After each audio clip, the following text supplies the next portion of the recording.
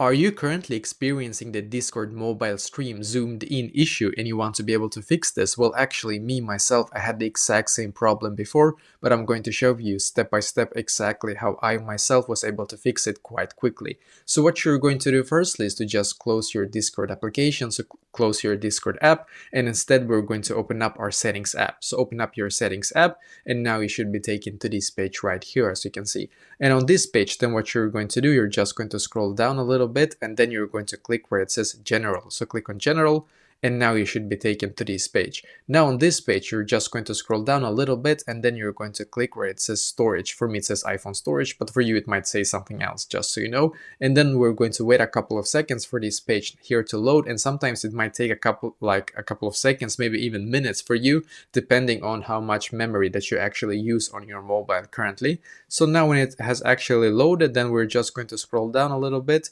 until we can find where it says Discord right here. So just a second, I'm going to scroll down. It might be, oh, here it is perfectly. So click on Discord and then we're going to click on upload app. And once again, click on upload app and here, it's going to load here for us. So just a second. And then we're going to click on the blue button here. So basically I did this myself and it actually fixed this issue for me. And it basically means that when you have done this exact step by step, then what is going to happen is that your Discord app will now be updated to the latest version automatically. So by doing this, you will fix all the bugs that was in the previous version basically, and this should be able to fix the Discord mobile zoomed in issue as well, because it did fix it for me. So I hope that it will fix this for you as well.